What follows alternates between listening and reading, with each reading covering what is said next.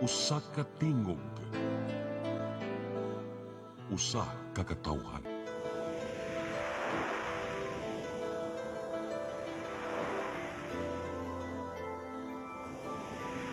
Cebu Catholic Television Network.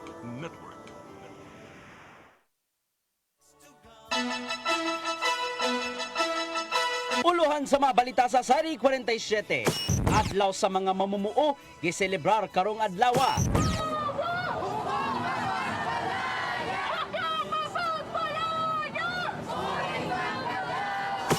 Samtang nailiyok protesta sa dakbayan sa Subo, adunay nagkadayang kalihukan gipahigayon sa Lapu-Lapu City ug Mandawi City. MCWD nagpahigayon og disilting sa Haklupan Dam sa Talisay City. Mga lider gikan sa managlaing nasod nabalaka sa laing insidente sa West Philippine Sea sa kinampandagat sa mga Pinoy gibanggaan sa barko sa China. Kapin 500 ka mga sospek sa nagkadayang krimen nadakpan sa Piero 7 ato sa duha ka adlaw nga Saclio. Sugbo, Kabisayan ug Mindanao, Pilipinas ug katawhan kutos maabot sa tong Sibya sa tibuok kalibutan mayong hapon. Live kita karon sa CCTN Channel 47 ug kini ang tulumanon sa nagunang kasayuran nga angay natong masayran. Ako si Dennis Tabar. Tulumanon sa patas nga mga balita ug opinyon. Ako si Danica Caballes. Kini ang Sari 47.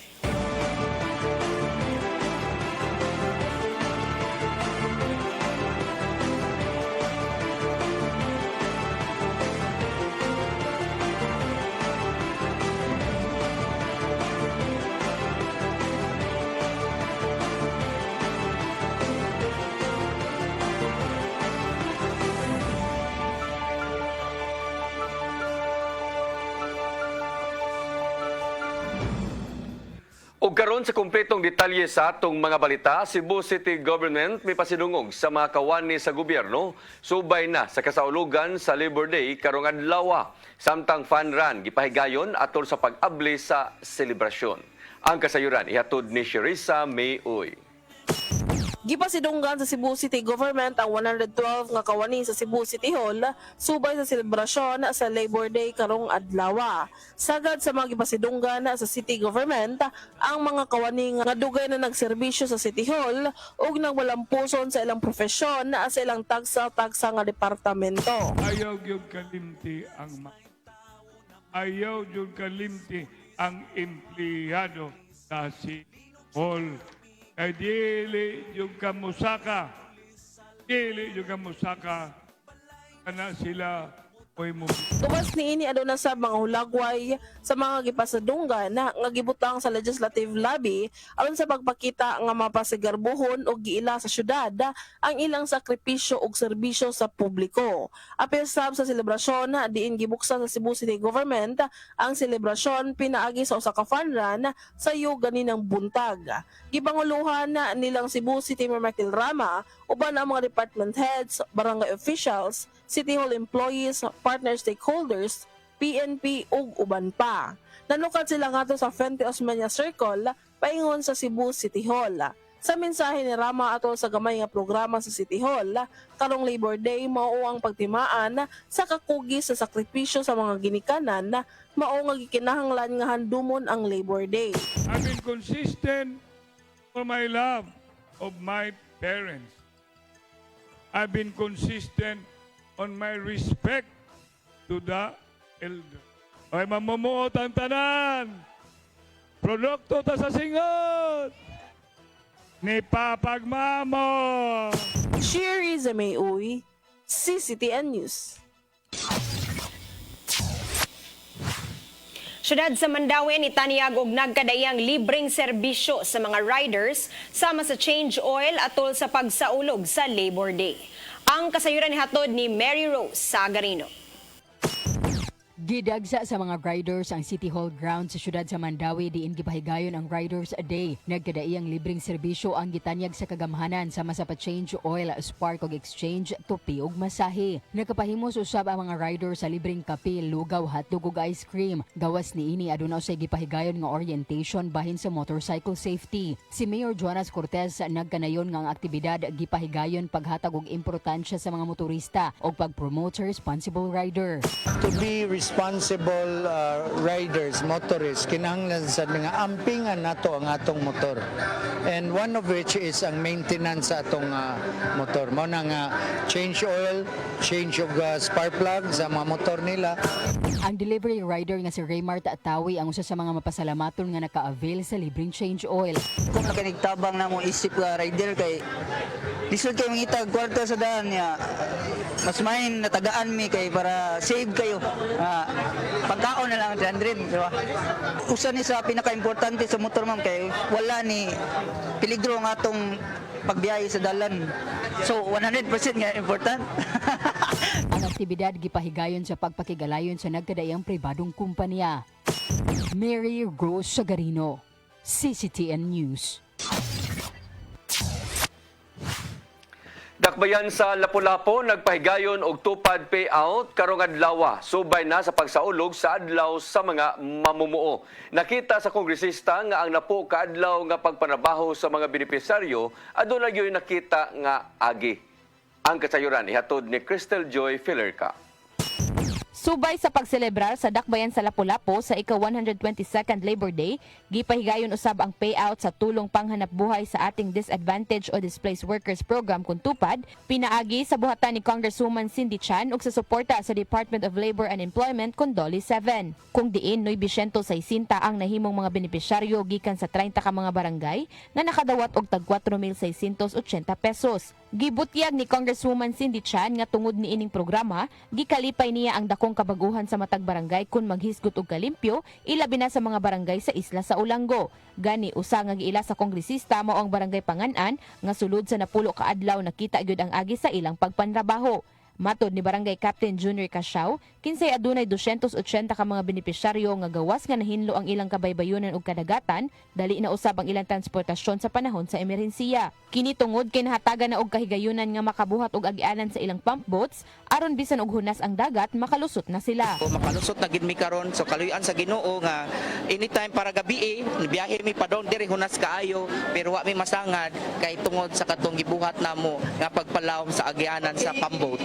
Kung diin, luyo sa maong kabag-uhan nga nakabot sa barangay mao ang pagpaningkamot sa usa sa ilang benepisyaryo nga si Emilio Abanyo, 59 anyos ug usa ka person with disability, kinsang giangko niya nga ang pagpangalsa og mga bato sa gikubgob nga dalan mao iyang gitrabaho. Taliwala sa iyang kondisyon o pangidaron, apan giangko niya nga kaya pa niya ang manrabaho. Matod ni Abanyo nga bisan sa kainit ug sa kakapoy apan gikinahanglan ang pagpaningkamot aron nga mabuhi. Kaya raman maghakon may tigakot tiba. Janice Taghoy, Ronald Tahol, Lord Elisa Taon lagi kay di ba mabuhi kung wala ito. Samtang gibutyag usab ni Barangay Captain Mark Vincent Baton sa Barangay Tungasan nga susamang resulta usab ang iyang nakita diha sa iyang barangay.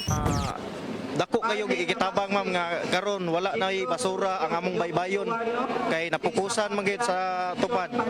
Sa mga nakadawat karong adlaw makita nga ubay-ubay usab ang mga senior citizens nga mga benepisyaryo.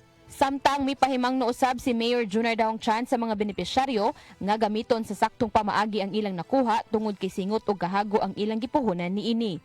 Crystal Joy Filerca, CCTN News. Unemployment rate sa Central Visayas nikunhod ngadto sa 4.8% niadtong buwan sa Pebrero. Gipaningkamutan sa Dole 7 nga maminusan pa ang ihap sa mga walay trabaho pinaagi sa ilang mga serbisyo sama lang sa mga job fair. Ang kasayuran nihatod ni Gian Navarro. Gidagsa karong adlaw ang SM Seaside City alang sa mga buot magbaton og trabaho ning adlaw sa mga mamumuo. Dinhi pa lang sa Sugbo, ana sa kapintres mil ka mga bakanting trabaho ang nagpaabot gikan sa lokalidad ug overseas alang sa mga aplikante.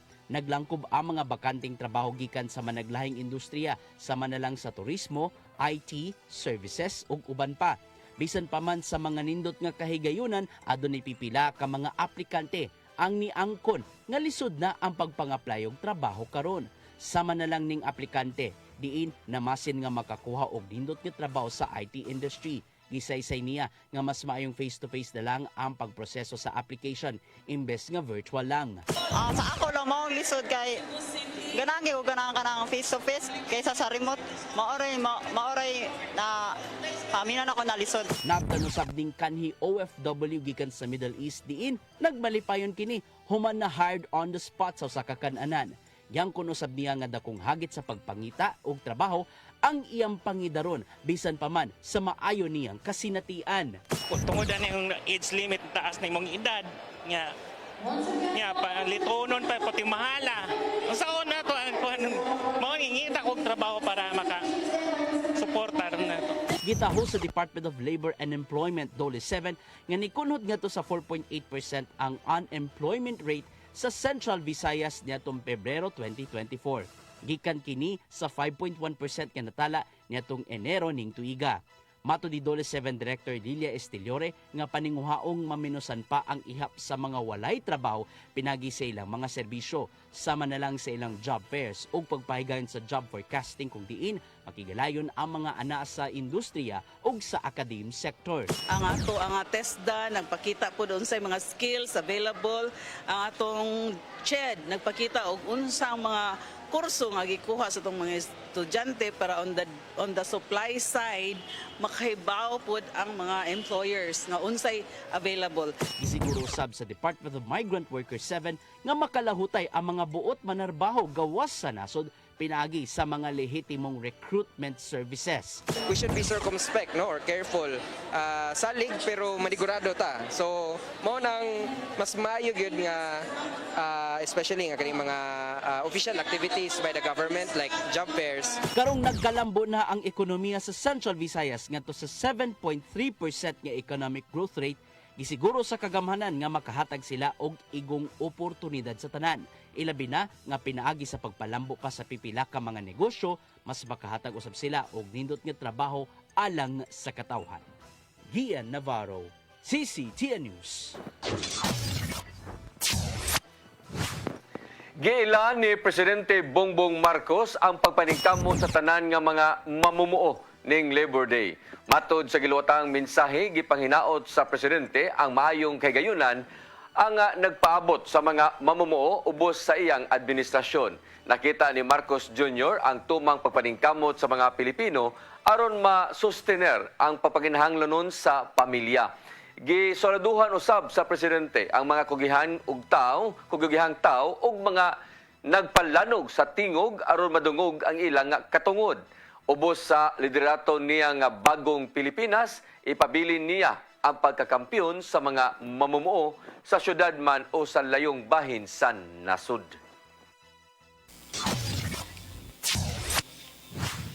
Nanawagan ang mga progresibong pundok og pagumento sa suhulan atol silang Labor Day protest.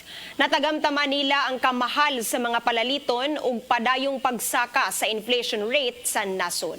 Ang kasayuran ni hatod ni Shariza May Uy. Nagpaygayon og lihok protesta ang gibanabana nga dulan 500 ka mga miyembro gikan sa lain-laing grupo diha sa Fuente Osmeña Circle. Gisugdan ang ilang pagmarcha gikan sa Plaza Independencia paingon sa Dan Colon dayon nag-abot ang ubang grupo ngadto na sa Fuente. Kini aron sa ipaabot ang ilang nagkalain-laing panawagan sa gobyerno, lagip na ang pag-aumento sa suhulan sa mga minimum wage earners sa nasod. Gipanawagan ni Jaime Maglinawan ang chairperson sa Alyansa sa Mamumuo sa Sugbong Kilusang Mayo 1 kun ama Sugbok KMU nga pagpasara sa 750 kun 1,100 nga minimum wage nga sweldohan sa nasod ug dinhi sa Sugbo dugang 150 pesos. Kini tungod kay grabe ng kalisod ug kamahal sa pamaliton lukop nasod. Balaod nun nga nakakaroon sa Kongreso sama sa 750 pesos nga across the board wage increase, napoy 150 pesos nga across the board wage increase.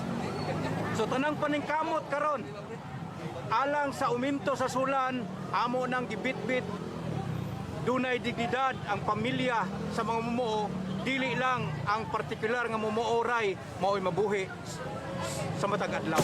Buot sab niya nga tagan og solusyon ang problema sa kakuwang sa supply sa mga pananom, ilabi na sa gisagubang karong grabing kainit.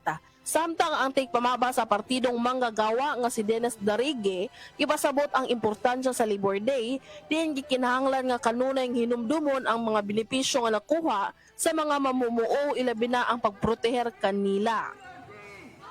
Importante kaayo ay permitang mahinumdum unta nga tungod sa Labor Day na atay 8-hour working day, na atay paid leaves, na atay anti-child labor, na atay mga katungod, freedom of association, katungod mag-union, right to representation, kanatanan bunga ng Labor Day, pakikpisog sa mga mamumuo sa unang panahon. Sherry Zamay-Uy, CCTN News.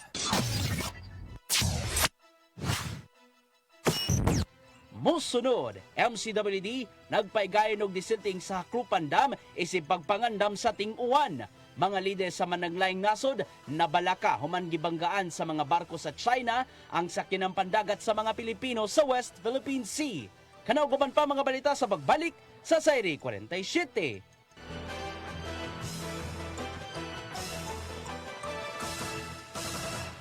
Ako si Mr. Rudy Romares, electrical subcontractor ng maong building. Ani adto nga wala pa ko mogamit og ko'y sakit akong tuhod, iglakaw na ko. Akong mga lutaha, no? Labi na gikan ta sa overtime. Di sa ko ganahan mo kaon, nindot na ang resulta kay karon mo agi ta sa rampa diha, no? Maglakaw ra jud ko. Mga batan-on nga mauwahin akong lakaw kay kusog na ko mulakaw tungod sa paggamit nako sa koy. So ay mo gamit sa koy kay nindot kay resulta. Daghang kayong salamat sa koy. Herbal capsule, barato na, epektibo pa. Koy Herbal Capsule. Discover the beauty of the Philippines.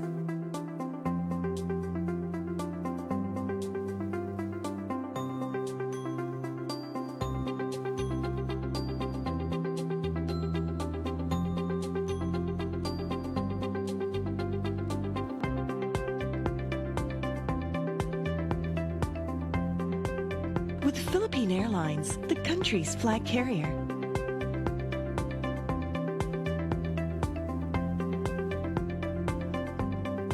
The airline that lets you feel the warmth of the nation.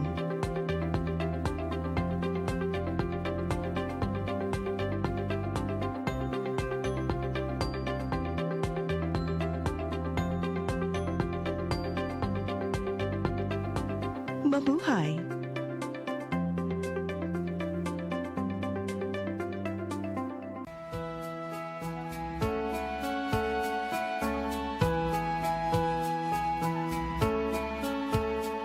You're giving your all in His glory, touching each heart and soul by spreading His words and wonderful deeds that send forth His kingdom. It's love that you feel, that you care for all who have gone astray. You show them the way that leads to His full of love. It's love, action, true love, faith in action.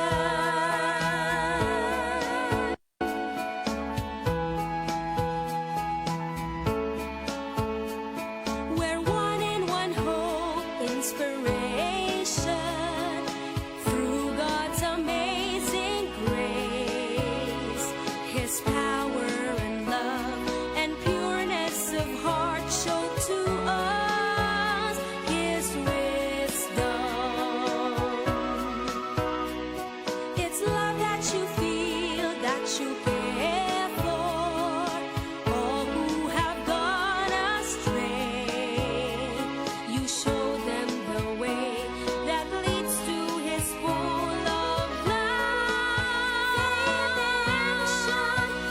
It's love, action, true love, faith in action.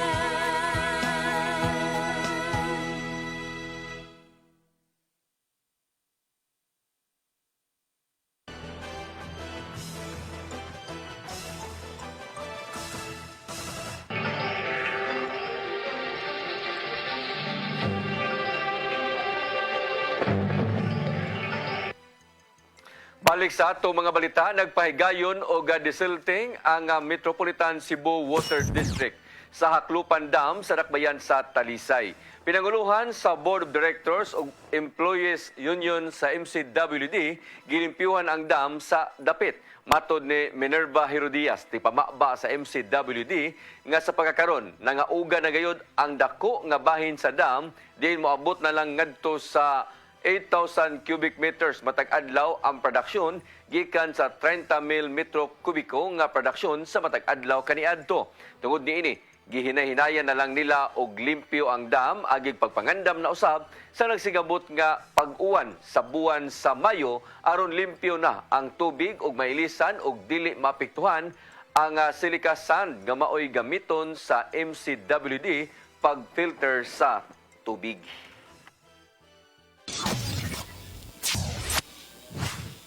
Moabot na sa 60 ka poso ang napaayo sa syudad sa Mandawi. Ang pag-repair gihimo aron pagtabang sa residente taliwa sa problema sa supply sa tubig. Ang kasayuran ni hatod ni Mary Rose Sagarino.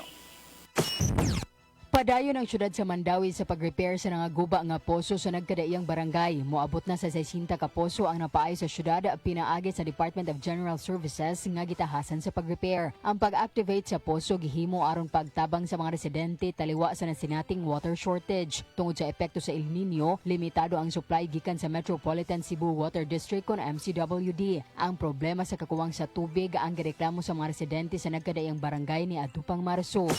In fact, ubay na yung puso atong na-activate. So, nagpasalamat sa datong makigsunan kay naagid sila yung source sa do magbumba sila pero at least na tubig. Gawas ni ini, nagrasyon usab gihapon og tubig ang syudad sa mga apektadong lugar. Mary Rose Sagarino, CCTN News. Giangkon sa Visayan Electric Company ang responsibilidad aron ayuhon ang nagubang cable line sa National Grid Corporation of the Philippines sa Mandawi City. Atol sa ilang panagsabot sa Kapitolyo, gibutyag ni Visayan Electric President Raul Lucero nga ilang ayuhon ang naguba nga NGCP line sa UN Avenue nga nisangpot sa brownout sa Lapu-Lapu City ug Cordoba. Ang pagkatandog sa kable sa NGCP, human gikubkob ang karsada. Ang mao nga linya anaa sa 180 megawatts nga gikusgon og nagsupply kini sa kuryente sa Mactan Island. Samtang muhatag usab og ang East Asia Power Plant og alternatibo nga tinubdan sa kuryente sa isla sa Mactan samtang giayo ang naguba nga kable sa NGCP.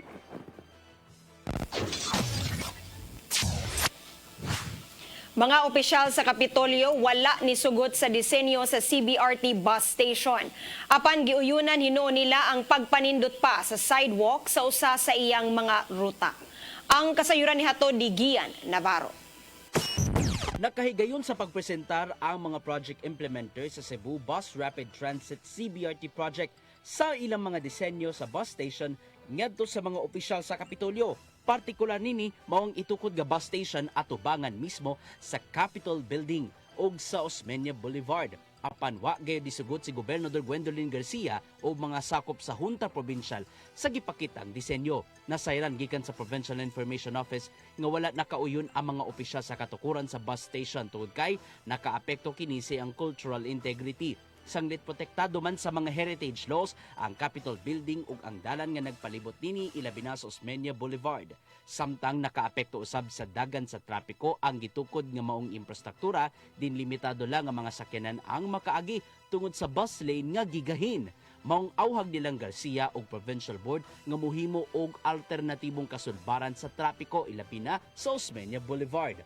Nasabtan ninuon ni CBRT Project Manager Norvin Imbong ang panahom gikan mismo sa Kapitolyo apan mag-agadragayd siya sa mando gikan sa Department of Transportation sa mamahimong kabag-uhan isip main implementer sa Bus Rapid Transit Project.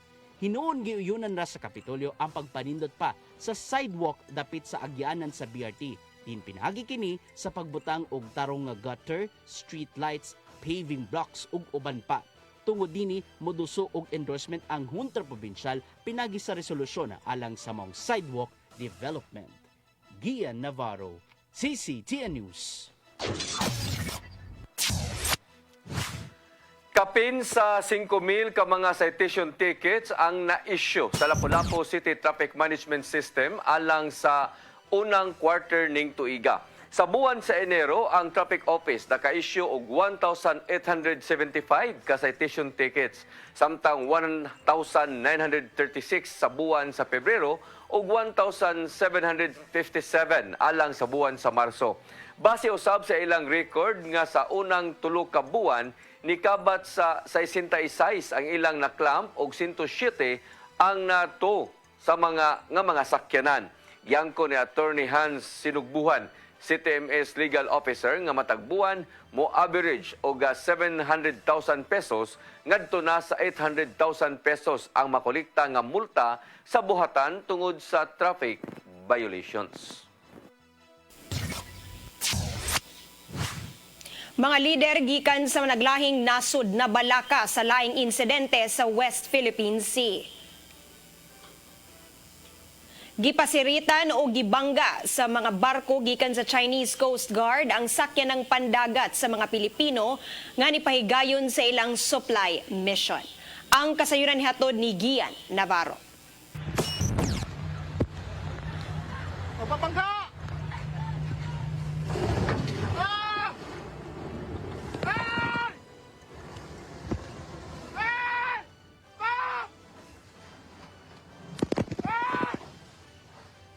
Nabalaka ang mga kanasuran, human gisirita na sab sa Chinese Coast Guard ang trained water cannons sa Philippine Coast Guard sa West Philippine Sea.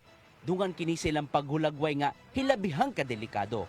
Sa miaging adlaw nagbiyahe ang BRP Bagakay paingon sa Baho de Masinloc uban ng civilian vessels alang sa usa ka supply mission. Sa dihang giigo sila sa mga barko gikan sa China, nakaangkon pa og pagkaguba siyang wala nga bahin, apil na ang iyang railings ug LED display.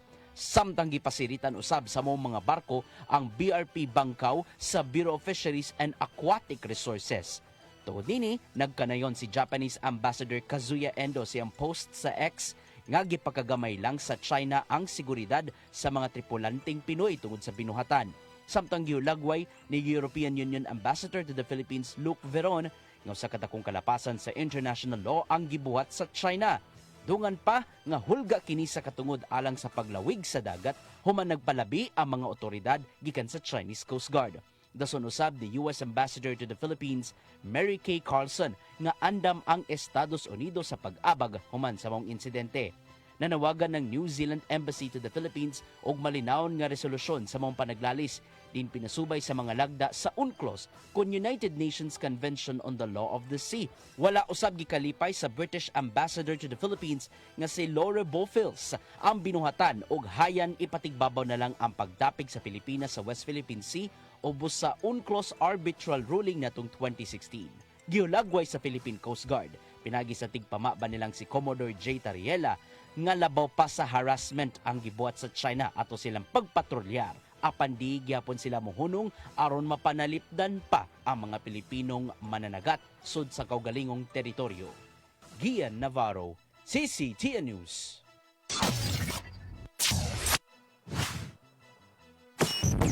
Mosunod, kapin 500 ka mga suspek sa managlaing krimen nadakpan sa Piero 7 ato sa duha ka adlaw nilang sakliyo. Kanaguban pa mga balita sa pagbalik sa Sayri 47.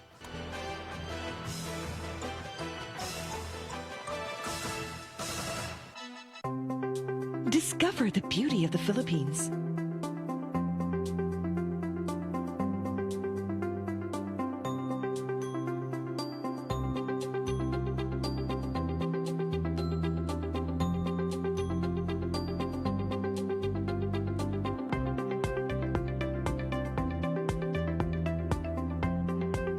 With Philippine Airlines, the country's flag carrier.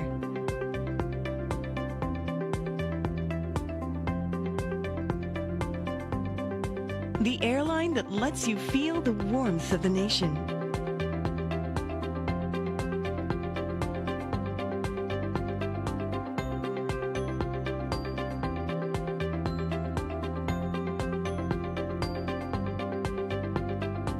Mabuhay!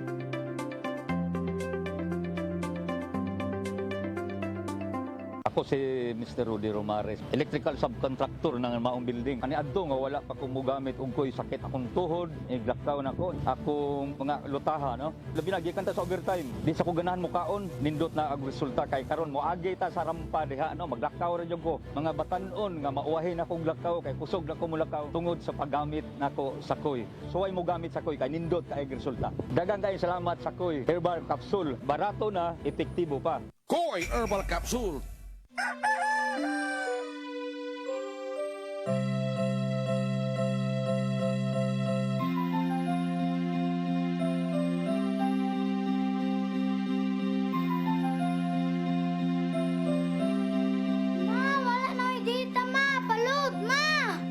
Sorry ma'am, na-late ko.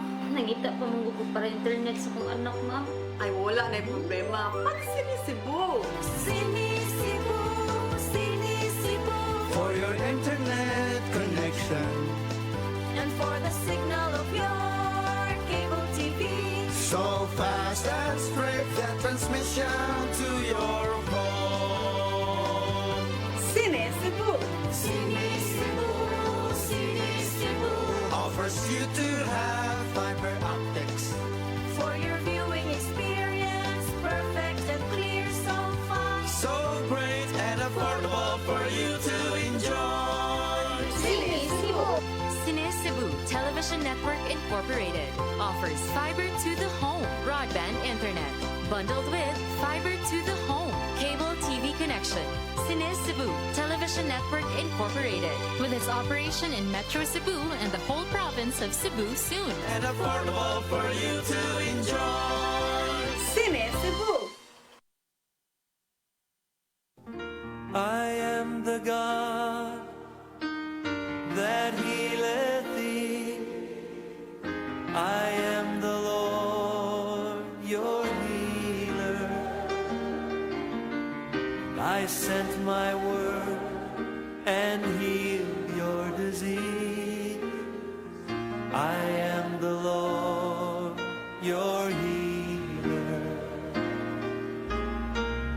I am the God that healeth thee. I am the Lord, your healer. I sent my word and healed your disease. I am the Lord, your healer.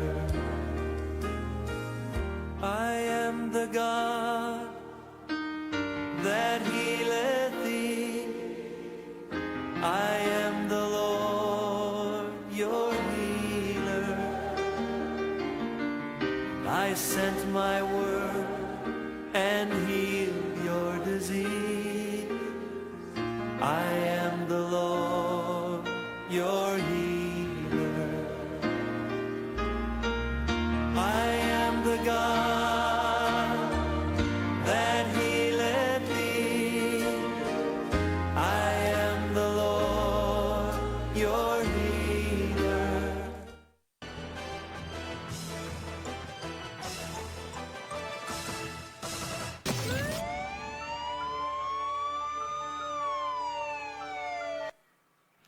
Balik sa ato mga balita, moabot sa 504 ka mga suspek sa kadaiyang krimen ang nasikop sa PRO7 sa duha ka adlaw nga simultaneous anti-criminality law enforcement operation kon sa Clio. Sa kaso sa illegal nga drogas, moabot sa 146 ka mga drug personality ang nadakpan og nakuhaan kinig moa kantidad og 16.4 milyones pesos nga shabu. Samtang 242 usab ang nadakpan sa kaso sa illegal gambling. Samtang 22 mil pesos ang pusta sa sugal nga nasakmit. Moabot usab sa 14 ka mga tao ang nadakpan usab nga nagupot og dili lisensyado nga armas. Samtang 11 ka mga most wanted persons ang nadakpan human nalutsan og warrant of arrest. Matod ni PRO7 Chief Brigadier General Anthony Abiren nga dako og natampo niini ang pag-abag sa komunidad maong nasikop ang managlahi nga mga subject.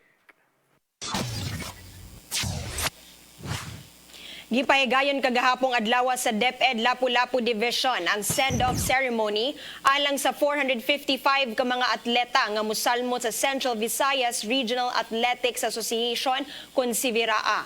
Ana sa 20 ka mga nagkadaiyang paugnat sa kusog ang apilan sa elementary ug high school nga mga atleta ang upunganon. Malaumon ang Lapu-Lapu City Schools Division nga karong tuiga makabot silang mga atleta ang gold medal ilabi na sa arnis ug gymnastics. Kini tungod kay aduna sila'y pambato nga tinun-an nga si Kurt Limbaga nga nakakuha na og 4 ka gold sa Siviraa 2020 ug laing 4 sa tuig 2023 sa sport nga arnis. Nang singabot na ang mga delegado nga ri sa dakbayan sa Sugbo alang sa pahigayon nga Central Visayas Regional Athletic Association ko na Siviraa 2024. Aniya sa Sugbo ang mga atleta o ang mga coaches gikan sa Dumaguete City diin nitagbo kini kung gitagbo sila sa ban nga gikan sa Cebu City Government. Gihatod sila paingon sa ilang billeting area sa Don Vicente Rama Memorial Elementary School.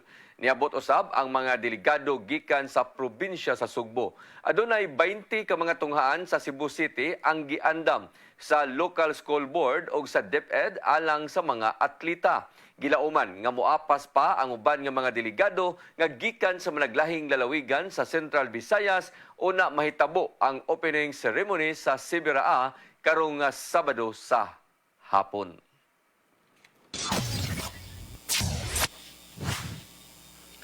Mao kadto ato naglangkob sa atong mga balita sa Sayri 47. Ako si Dennis Tabar. Ako si Danica Cabales, hangtod ugma sa inyong paboritong tulumanon. Sayri 47.